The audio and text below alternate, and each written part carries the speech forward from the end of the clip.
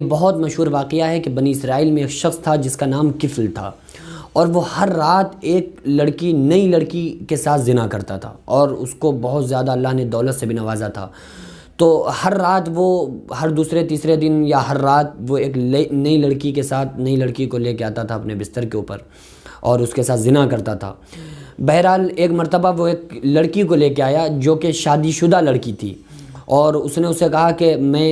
تم میرے ساتھ رہ لو، اور میں تمہیں 15 لاکھ یا 16 لاکھ روپے تقریباً اس زمانے کے بنتے ہیں۔ اس نے کہا کہ میں تمہیں 15 لاکھ یا 16 لاکھ روپے میں تمہیں ایک رات کے دوں گا، بس ایک رات تم میرے ساتھ گزار لو۔ تو وہ بھوکی پیاسی تھی، پریشان تھی، وہ راضی ہو گئی، تیار ہو گئی، اور جیسے ہی اس شخص کے بستر پہ آتی ہے تو وہ رونے لگی۔ تو کفل نے پوچھا کیا بات ہے، تم رو کیوں رہی ہو؟ تو اس نے کہا کیا بتاؤں آپ کو کہ میں بدکار نہیں ہوں، یعنی کہ میں اس نیچر کی نہیں ہوں، لیکن افسوس یہ ہے کہ ہمارے چھوٹے چھوٹے معصوم بچے ہیں، تو ان بچوں کا پیٹ بھرنے کے لیے میں تمہارے اس دیے ہوئے آفر پر ایگری ہوئی ہوں، میں تمہارے دیے ہوئے آفر پر تیار ہوئی ہوں۔ تو اس کفل کی آنکھوں میں آنسو آ گئے، اور اس نے کہا کہ اچھا بہن، آج سے میں تمہیں اپنی بہن مانتا ہوں، آج سے تم میری بہن ہو، اور یہ لو تمہیں یہ 16 لاکھ روپے بھی مبارک، اور تمہیں تمہاری عزت بھی مبارک۔ آج سے میں تمہارا بھائی ہوں، تمہیں ساری زندگی کبھی بھی کتنی بھی ضرورت آ جائے، تم آ کے دل کھول کے اپنے بھائی سے بول دینا، تمہارا بھائی تمہاری پوری ہیلپ کرے گا۔ تو بہن نے سنا اور وہ خوش ہو گئی، وہ عورت خوش ہو گئی، اور کفل نے کہا کہ اے میری بہن، میں بہت گناہ گار انسان ہوں، میں بدکار ہوں، میں ساری زندگی زنا کرتا رہا، اور میری 35 سال عمر ہو گئی۔ اس کی جو عمر تھی وہ 35 سال تھی اس وقت۔ اس نے کہا کہ بہن میرے لیے دعا کر، میں بہت گناہ گار انسان ہوں، میں نے ساری زندگی زنا کیا، اور میرے لیے دعا کرو کہ میرا اللہ مجھے معاف کر دے۔ تو پھر اس کے بعد وہ یہ کہتے کہتے مر گیا۔ اس نے یہ بات کہی کہ بہن میرے لیے دعا کر، میں نے بہت گناہ کیے، اور اس کے آنکھوں میں آنسو آ گئے کفل کے، اور وہ یہ سوچ کر کہ ہم اتنے بڑے گناہ گار ہیں کہ ہمارا اللہ بھی ہمیں معاف نہیں کرے گا، وہ یہ سوچ کر سو گیا، اور رات میں جیسے ہی وہ سویا موت نافذ ہو گئی اس کے اوپر، وہ مر جاتا ہے، انتقال کر جاتا ہے وہ شخص۔ اور اس کے بعد میں اب وہ یہ جو کفل تھا بنی اسرائیل میں مشہور تھا، مشہور و معروف شخص تھا کہ یہ شخص بدکار ہے، یہ شخص زانی ہے، اس کو سارے لوگ ہی جانتے تھے کہ یہ شخص زانی ہے، بہت بڑا گناہ گار ہے۔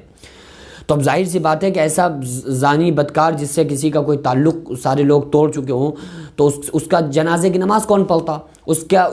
کو کفن دفن کون دیتا، اس کو قبر میں کون اتارتا، اس کے جنازے میں کون شریک ہوتا؟ تو اب میرے اللہ کی غفور الرحیمی دیکھیے، میرے اللہ نے اس کے دروازے کے اوپر نوری سطروں میں لکھا کہ اللہ نے کفل کو معاف کر دیا، اللہ نے کفل کو معاف فرما دیا۔ کس بات پر، کس وجہ سے؟ کیونکہ اس نے ایک گناہ سے وہ باز آیا، اور اس نے توبہ کی، اور اس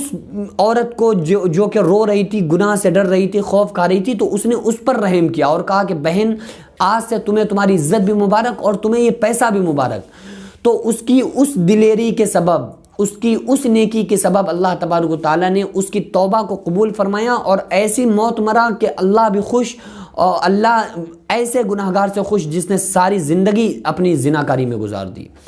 یہ میرے رب کی غفور الرحیمی ہے، یہ میرا اللہ اتنا رحیم و کریم ذات ہے کہ وہ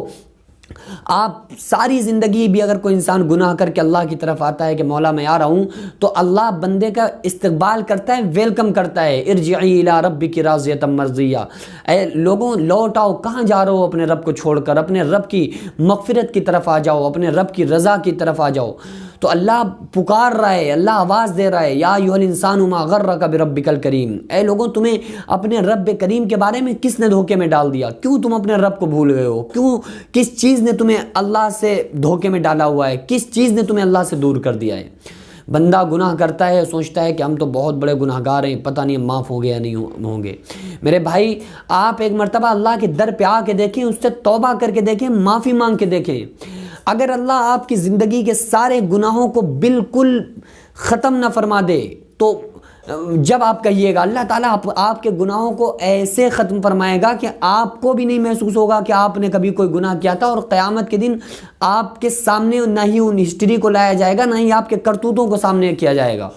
تو بس یہ ہے کہ اللہ غفور الرحیم ہے، لیکن ایک بات یاد رکھیں کہ اللہ غفور الرحیم ہے، لیکن اللہ ظالم کو ڈھیل دیتا ہے اور پکڑتا ہے تو چھوڑتا نہیں ہے۔ ان بطش ربک لشدید، اللہ کی پکڑ بڑی سخت ہے۔ کوئی ظالم یہ نہ سمجھے کہ ہم عیش سے کھا رہے ہیں، ہمارے اوپر کوئی اللہ کا عذاب نہیں آ رہا ہے۔ اللہ جب تک ڈھیل دیتا ہے لیکن کبھی تو آئے گا نا اونٹ پہاڑ کے نیچے، جب انسان کو سمجھ میں آئے گا کہ ہاں ہم کیا کر رہے تھے اور ہمیں دنیا میں کیا کرنا چاہیے تھا۔